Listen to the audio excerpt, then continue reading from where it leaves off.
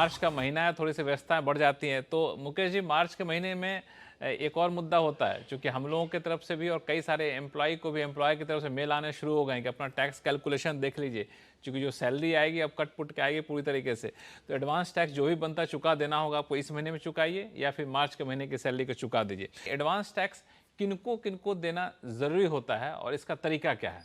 सबसे पहले जो एडवांस टैक्स चुकाने का पैरामीटर है, मापदंड है, तो सेक्शन 207 208 से ऑनवर्ड जो पूरा एक एडवांस टैक्स का चैप्टर है जिसमें इसका जिक्र किया गया है, इसमें नियम ये है कि अगर कोई भी टैक्स पेयर की जो एस्टिमेटेड टोटल इनकम है पूरे साल की, उस पर 10,000 रुपये से ज्यादा टैक्स की लायबिलिटी होती है तो उसे एडवांस टैक्स चुकाना होता है।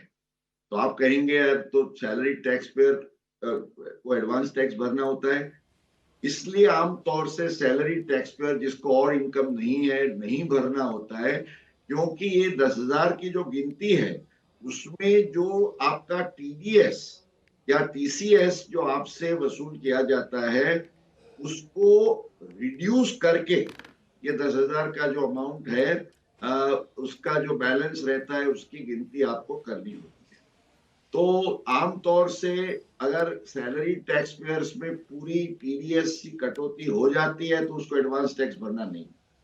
पर कई बार कई लोगों की अदर इनकम होती है, कैपिटल गेन होता है, इंटरेस्ट ऑन अदर सोर्सेज होता है, तो ऐसे केस में आप ये मत समझिए कि टीडीएस कटा है इसलिए हमें एडवांस टैक्स नहीं भरना है, क्योंकि आपकी और इनकम जो है जिस पर टीडीएस नहीं कटता है उस पर आपको भरना होगा। तो ये एक नियम जो है वो ख्याल में रखना है।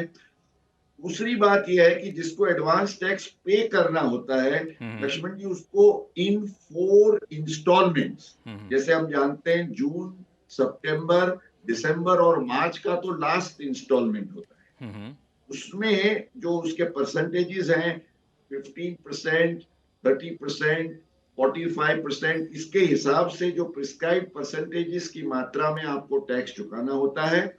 और आपको ख्याल ये रखना है कि 2 ऐसी इनकम्स हैं जिसमें एक स्पेशल प्रोविजन है कि जब तक आपको ये इनकम नहीं होती है आपकी कोई जिम्मेवारी नहीं होती।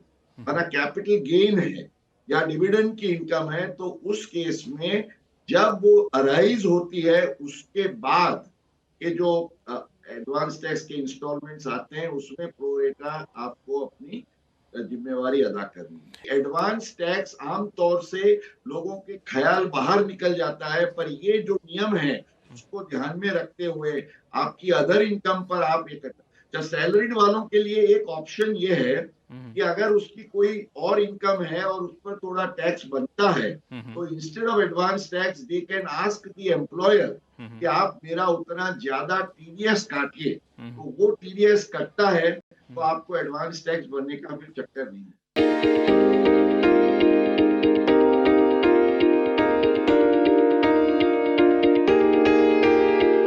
Please subscribe and don't forget to press the bell icon to get notified whenever we upload a new video.